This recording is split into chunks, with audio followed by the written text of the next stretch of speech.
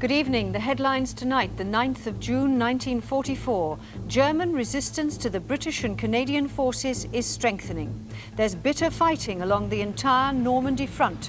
The battle for Caen is intensifying. American forces are advancing towards Cherbourg. They've finally taken Saint-Mère-Église. In the race to reinforce the battlefront, the Allies are towing artificial harbours to Normandy. General Eisenhower has issued a proclamation to the people of France.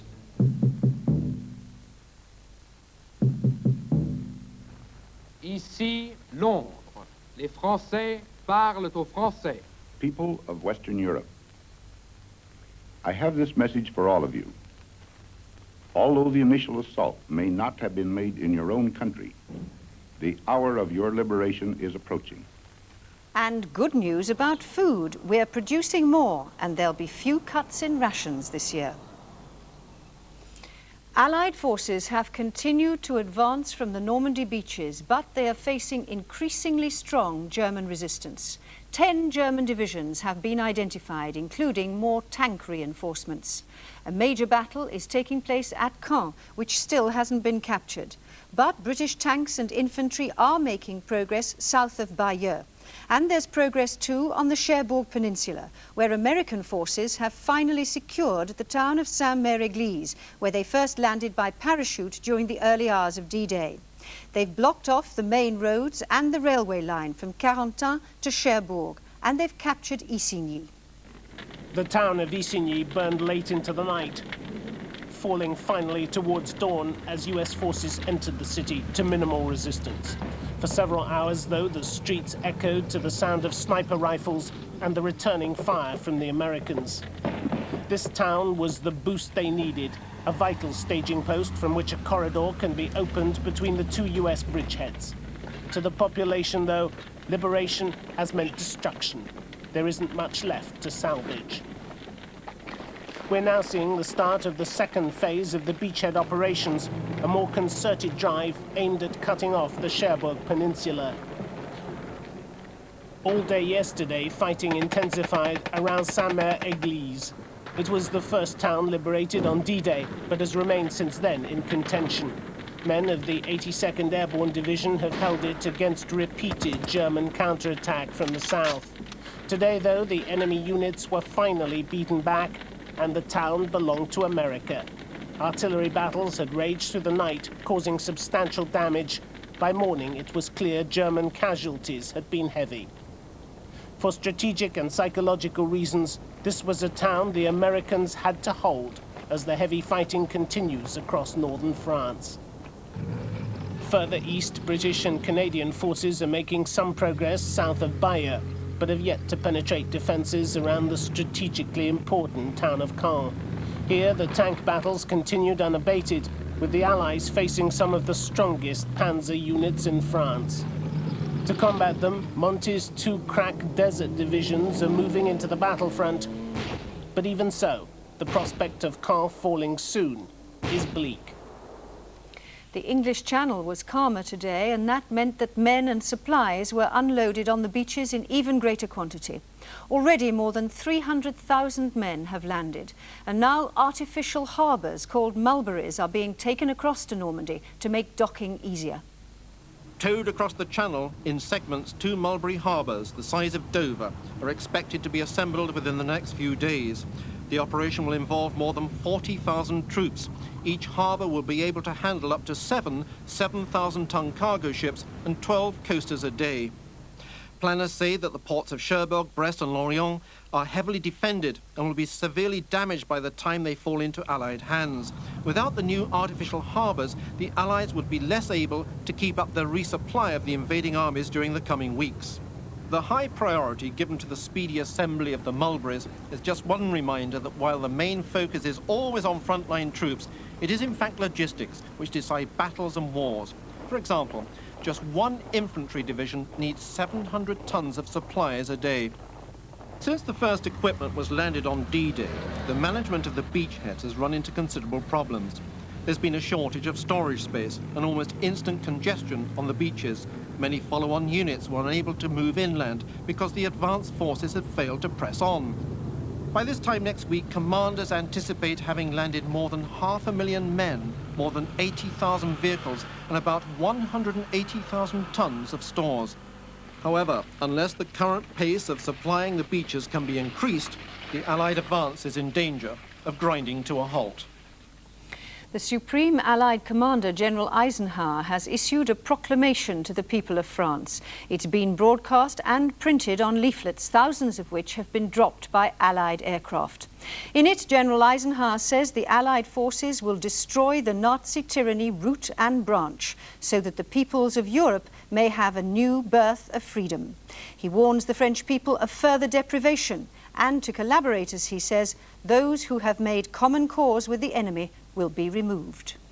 In his proclamation, which was displayed in the liberated French towns, General Eisenhower urged the French people to lend every resource to help the Allies, although that effort might inflict further suffering on France. He promised that French citizens would be free to choose their own government, but significantly made no mention of the leader of the Free French, General Charles de Gaulle. Over the past days, French civilians, women, children and old people, but few men of military age, have been out to greet Allied troops. But many were surprised by the arrival of British and American soldiers, since in some areas the Germans had seized all radio sets. However, their welcome to the soldiers has frequently been low-key, even reserved, compared to that in other liberated countries. The people are grateful for food supplies, and the children haven't seen such sweets for years, but some soldiers have noted that food seems plentiful in parts of Normandy, and the people generally not malnourished. The French, for their part, are surprised to hear of rationing in Britain. From anonymity are now emerging the French resistance groups, the Maquis. Once out of hiding, they wear their insignia, red, white and blue armbands endorsed with the Cross of Lorraine. Many carry weapons which have been dropped by parachute from British planes. 3,000 members of the resistance are thought to have been active in Normandy. Their contribution to the Allied landings was a wave of sabotage to railways, bridges and telephone links, coordinated by British intelligence and triggered by code phrases broadcast on the BBC. The ravages of war have muted the response of the people of Normandy to liberation.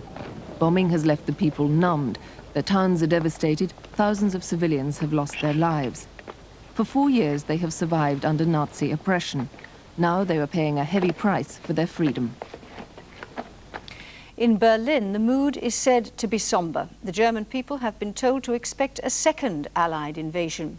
The German newspaper, the Völkische Beobachter, said today that the decisive battle for Europe is underway, which, if it is lost, would, it says, mean the end of Germany.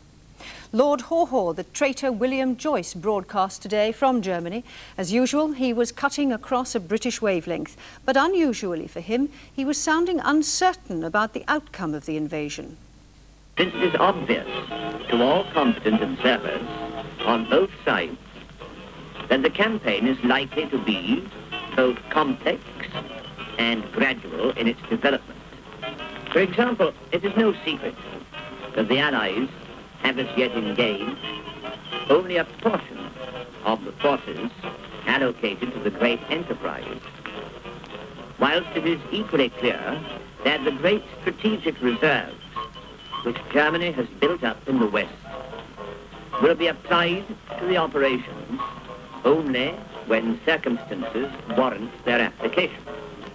The voice of the traitor William Joyce. So far, more than 4,000 German troops have been captured. They've been sent back across the Channel. Those thought to possess special information have been sent up to the London Cage, as it's called, for questioning. The others are being sent to POW camps around the country. As the Allied advance continues, the number of German prisoners is steadily increasing. Their faces reflect the horror of battle and the indignity of capture. Thousands are marched to the beachheads. They reflect the mixed quality of the enemy forces, from proud, unrepentant officers to dejected young conscripts. Many of them slave troops taken from Russia, Poland, even Mongolia. The evacuation plans encompass not only our own wounded, but injured POWs too. They've been gathered on Normandy's beaches, awaiting transport to Britain. There's plenty of room aboard the hundreds of vessels pressed into service for the invasion. Their captains only too eager to have such a cargo for the return trip. The swelling tide of prisoners is causing logjams in the coastal towns which receive them. Officers are segregated from other ranks and trains take the prisoners to 4 locations in northern England or 2 in Scotland. Those who might well have valuable inside information on German military plans and deployment are sent to what's known as the London Cage. Under the Geneva Convention, interrogation is forbidden, but government sources indicate they have evidence Hitler is flouting the rules of war in his treatment of Allied prisoners. A makeshift internment camp has been set up here at Kempton Park. It's filling up fast with bewildered young Germans who know it's all over, not only for them, but perhaps for their country too. Britain's food stocks are good. The Minister of Food, Colonel J.J. Llewellyn, told the House of Commons today that, with the exception of milk, there should be no cut in rations this year.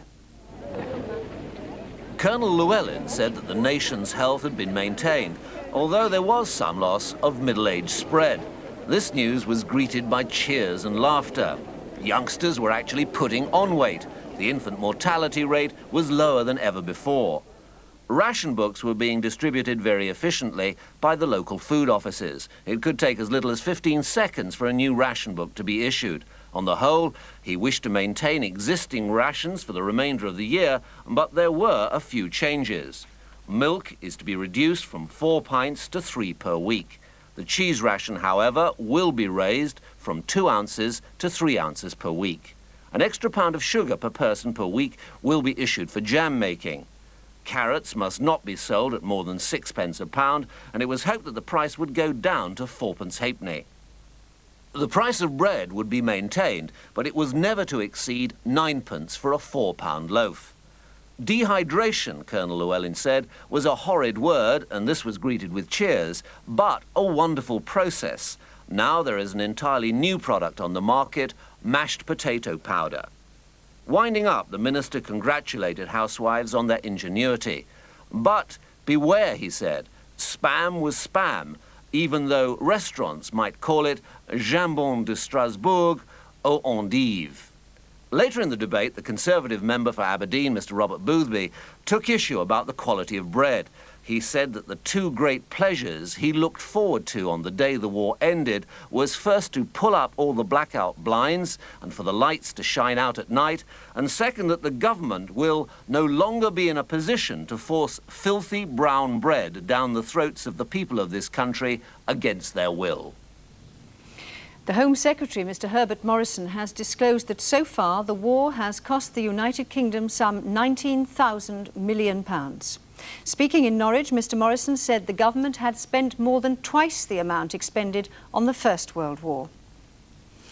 The weather in the Channel is worsening tonight with low cloud, mist and rain, though sea conditions are said to be moderating. Supreme Allied Headquarters has said that the landing of supplies is continuing despite the unfavourable conditions.